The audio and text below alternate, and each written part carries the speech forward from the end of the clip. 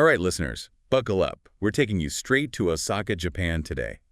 One of the most dynamic cities in the world, I'd say. Absolutely. So consider this your ultimate Osaka survival guide, jam-packed with insider tips and local secrets. Exactly. From can't-miss landmarks and cultural customs to navigating the city and, let's face it, what it will actually cost you. Yep, we're covering it all, so let's dive right in.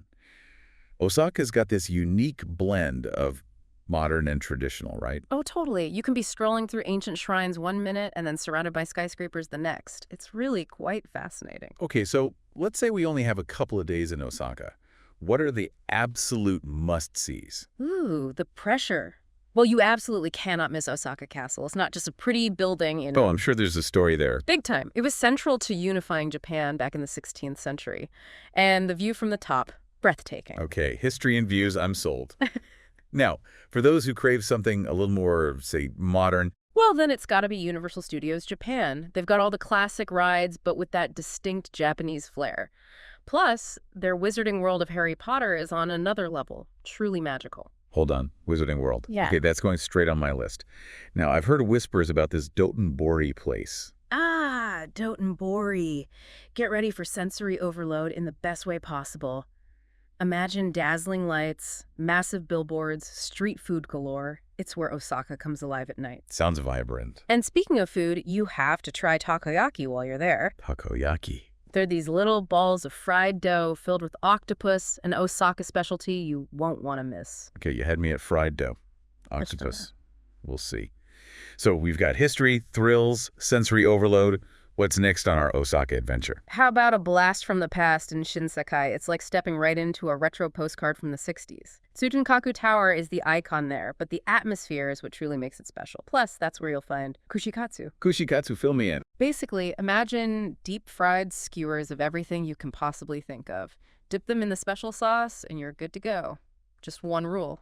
No double dipping. All right, no double dipping. Noted. I'm always up for trying new foods, but some rules are universal. Now, you can't have a top 5 landmarks list without some killer views, right? For a panorama of the city, head to the Umeda Sky Building. Their floating garden observatory isn't just a fancy name. It really does feel like you're floating above Osaka. Especially stunning at sunset, trust me. Okay, I'm adding that to the must-see list. So landmarks are covered, but what about the cultural side? Like, how do we avoid embarrassing ourselves before we even say hello? Respect is key in Japan. Bowing is their way of greeting, thanking, you name it. A nod works for casual encounters, but a deeper bow shows more respect in formal settings. Okay, bowing. Got it. What about those beautiful temples we were talking about? Any etiquette tips there? Temples are sacred spaces, so dress modestly. Shoulders and knees covered. You'll always take your shoes off before entering the main halls. And keep your voice low. It's a place for quiet contemplation. Respectful attire and quiet voices. Check. Now, we can't visit Japan without bringing back gifts, right? Is there a specific etiquette for that? Gift giving is a big deal in Japan. They call them omiyage, basically local specialties you share with loved ones when you return. So like bringing a piece of Osaka back home, I like that. Exactly. Nicely wrapped sweets or local crafts are always winners. Oh, and another thing at meals, always wait for the host to start eating before you dig in. It's all about respect, isn't it? Absolutely. And they often say itadakimasu before a meal, which expresses gratitude for the food and everyone involved in bringing it to the table. All right, so bow, dress modestly, wait for the host, and itadakimasu. Got it. Now, how do we get around this bustling city? Osaka's public transportation is a dream. Their subway network is super extensive and user-friendly, even if you don't read Japanese. But my advice, grab a prepaid IC card like an ICOCA or a Suica. It's like a magic pass for subways, buses, even some vending machines. Sign me up for that magic pass. But what if we want to explore beyond Osaka? Say, a day trip to Kyoto? Hop on a train. Japan is famous for its bullet trains, and they can whisk you to nearby cities like Kyoto or Nara in no time. If you plan on a lot of train travel, look into the Japan Rail Pass, a real money saver. Okay, subway, train. Is walking around Osaka an option? Or will we just get lost in the chaos? Osaka is surprisingly walkable, especially once you're away from the main stations. It's the perfect way to truly absorb the atmosphere, discover hidden gems, and stumble upon those unique shops you won't find in any guidebook. All right, time for the money talk. Let's break down the costs so our listener can budget accordingly. First up, accommodation. Accommodation will probably be your biggest expense. You can find budget-friendly hostels for about 5,000 yen a night, roughly 45 US dollars. But if you want more comfort, business hotels or traditional Japanese inns called ryokans will set you back more like 10,000 to 20,000 yen per night. Luxury hotels, of course, can go way higher. Options for every budget, good to know. Now, my stomach's already rumbling after all this food talk. What about those costs? The beauty of Osaka is that you can eat incredibly well without breaking the bank. Street food is your friend here. A plate of those delicious takoyaki we talked about. You can snag those for about 500 to 700 yen, around 4 to 6 US dollars. Casual restaurants will average about 1,000 to 1,500 yen per meal. And hey, there are always cheaper options like convenience stores or supermarkets. Love that we can balance out those fancy meals with budget-friendly bites. All right, transportation costs. A single subway ride will usually cost between 200 and 400 yen. But remember those IC cards? They usually snag you a small discount. And if you're doing a lot of sightseeing in a day pass might be worth it. Day pass it is. All right, last but not least, the cost of those amazing attractions. Entrance fees for popular spots like Osaka Castle or the Umeda Sky Building will be around 500 to 1,000 yen per person. But do your research. A lot of museums and galleries offer discounts on certain days. All right, so we've got landmarks, customs, transportation, and the cost of it all. I'm feeling pretty Osaka savvy. How about you? Definitely. We've only just scratched the surface, but our listener is well on their way to becoming an Osaka pro. Now, you might be thinking, what about the things I should avoid in Osaka? Stay tuned, because we're tackling that next. It's funny, isn't it?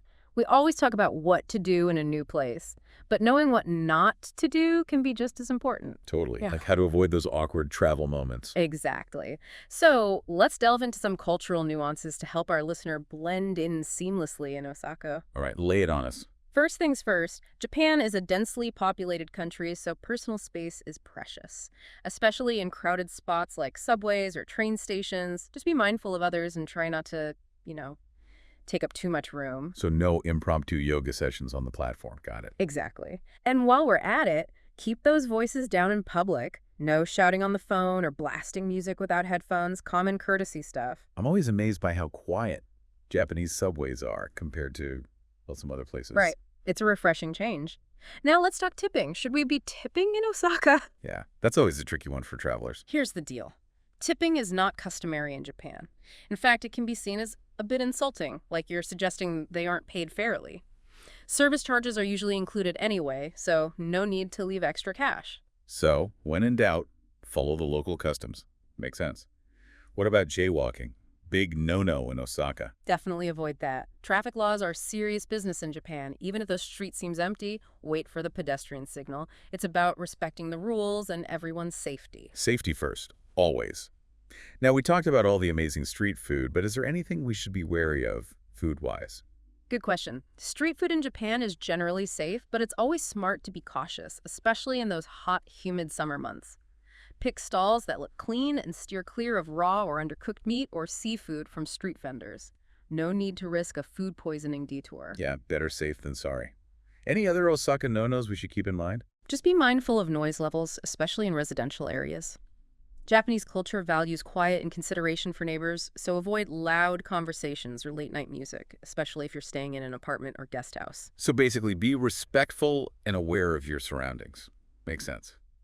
All right, let's switch gears.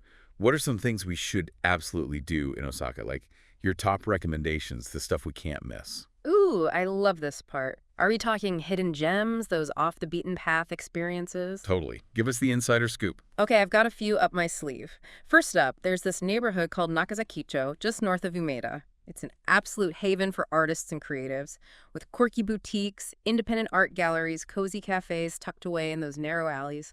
Perfect for an afternoon of exploration, soaking up the bohemian vibes. Nakazakicho, I'm adding it to my list. Now, I know you're a history buff. What's a historical spot in Osaka our listeners shouldn't miss?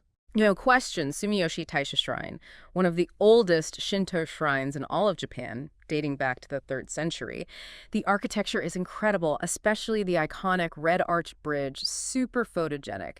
Plus, it's incredibly peaceful, a nice escape from the city buzz. Ancient shrines and tranquility. Sounds perfect. Yeah.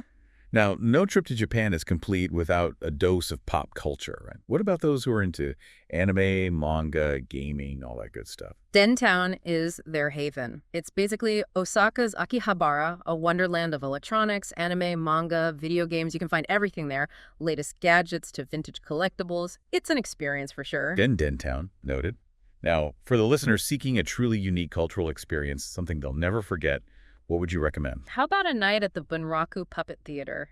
It's a centuries-old traditional Japanese art form, truly mesmerizing. Bunraku Puppet Theater. Okay, I'm intrigued. The puppets are life-sized and incredibly detailed, and the puppeteers are masters of their craft. It's a captivating blend of storytelling, music, artistry, unlike anything you've seen before. Wow, I'm adding that to my list too. Now, what about our nature lovers? Any green spaces where we can escape the concrete jungle? Absolutely. Check out the Osaka Prefectural Flower Garden. It's an oasis right in the heart of the city, sprawling gardens bursting with color, tranquil ponds, peaceful walking paths. Perfect for a bit of relaxation and recharging.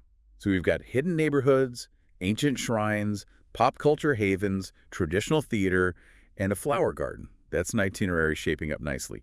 But let's talk budget again. Any tips for keeping costs down in Osaka? Embrace the street food scene. Delicious, authentic, and super affordable. You can easily have a filling meal for under 1,000 yen. Agreed. And those takoyaki are calling my name, and my wallet's happy about it too. What about transportation? We talked about those prepaid IC cards, right? Using those to their full potential is key. Not only do they give you discounts, but they also eliminate the need to buy individual tickets every time. IC cards, like our Osaka Magic Wand. Yeah. Any other cost-saving spells you've got? Don't underestimate travel passes. The Osaka Amazing Pass, for example, grants you free entry to a ton of attractions and unlimited travel on public transportation within the city. Great value if you plan to do a lot of sightseeing. Travel pass, check. Now, I'm all for saving money, but some experiences are worth the splurge. What's something in Osaka you'd recommend going all out for? For me, it's a traditional tea ceremony. It's more than just tea. It's a ritual steeped in history and symbolism. You'll appreciate the beauty of simplicity and mindfulness, a truly unique experience. I love that. Okay, we've covered activities and budgeting, but what about the practical stuff like communication? Any tips for navigating the language barrier? Learning a few basic Japanese phrases can make a world of difference. Simple greetings like konnichiwa, hello, or arigatou gozaimasu, thank you, will be appreciated. And don't shy away from translation apps or phrase books. People in Osaka are generally patient and helpful, even if you're not fluent. That's such great advice. It shows respect and a willingness to connect. I've heard nonverbal communication is a big deal in Japan, too. Anything our listeners should know about that? Absolutely. Nonverbal cues, things like bowing, facial expressions, gestures, they all play a huge role in Japanese communication. Pay attention to how people interact and try to mirror their behavior. Helps you avoid misunderstandings and navigate social situations more smoothly. It's not just what you say, it's how you say it, or even what you don't say. Fascinating. Okay, we've covered a lot of ground. Anything else our listeners should know before we move on? You know, with all this talk about Osaka's sights and sounds and flavors, it's got me thinking about how visually stunning the city is. Our listener must be planning their Instagram feed already. Oh, for sure. Osaka is a photographer's paradise. So many vibrant, unique scenes just begging to be captured. I can already picture those envy-inducing shots. But not all of us are, professional photographers. Yeah. Any tips for our listener on how to capture those Osaka moments like a pro? Well, first off, think beyond those typical tourist snapshots. Play around with angles, get low to the ground, shoot from above, find those unexpected perspectives. It's all about seeing the familiar in a new way. Right. It's not just point and shoot. It's about telling a story. And speaking of storytelling, I think capturing Osaka's energy is key. Any tips for that? Hit the streets. Street photography is all about capturing those candid moments of everyday life. Markets, shopping streets, parks, even those quiet residential neighborhoods. Look for those genuine interactions, those little details that reveal the city's character. Okay, street photography for those authentic Osaka vibes. But we can't forget those iconic landmarks, right? How do we make those shots stand out? With landmarks, try incorporating people. Don't just photograph Osaka Castle, capture someone admiring it, maybe silhouetted against the sunset. It adds a sense of scale and emotion. I like that, the human element. Now, Osaka is also steeped in tradition. How can our listener capture that timeless side of the city? For those traditional shots, head to the places where history and culture come alive. Temples like Sumiyoshi Taisha are perfect. Focus on the intricate architectural details, those peaceful gardens, even the rituals and ceremonies that take place there. And speaking of tradition, what about a geisha district? I know Gion in Kyoto is a bit of a journey from Osaka, but those photos are iconic. Oh, totally worth it. Gion is a photographer's dream, especially at night when the lanterns are lit. If you're lucky, you might even spot a geisha on her way to an appointment. Patience is key, but those moments are magical. Okay, from cityscapes to street scenes to traditional Japan, we've covered a lot. But let's be honest, getting those perfect shots can be tricky. Any technical tips for our budding photographers? Light is your best friend, but also your biggest challenge. Early morning and late afternoon, that golden hour, gives you the softest, most flattering light. But don't be afraid to experiment throughout the day. Embrace the shadows, play with the light. Got it. Osaka is a city in constant motion. How do we capture that? Play around with shutter speed. A slower shutter speed can create motion blur, capturing the rush of commuters or those streaks of car lights. Adds a dynamic element to your photos. Okay, shutter speed for that Osaka energy. Any other tricks? Master composition. The rule of thirds, leading lines, framing, these techniques can help you create more balanced, visually appealing photos. And don't forget about post-processing. A little editing magic can go a long way. Absolutely. But remember, less is more. Aim for natural enhancements, just highlighting the beauty of the original shot. I love that. Enhancing, not altering. Any parting words of wisdom for our listener before they embark on their Osaka photography adventure? Most importantly, have fun. Don't get bogged down in technicalities. Relax, observe, let your creativity flow. The best photos are often the ones that capture a genuine moment and emotion. So well said. It's about capturing the heart and soul of Osaka, not just the sights. So get out there, explore, experiment, and let your photos tell the story of your Osaka experience. And when you get back, share those photos with us. We'd love to see Osaka through your eyes.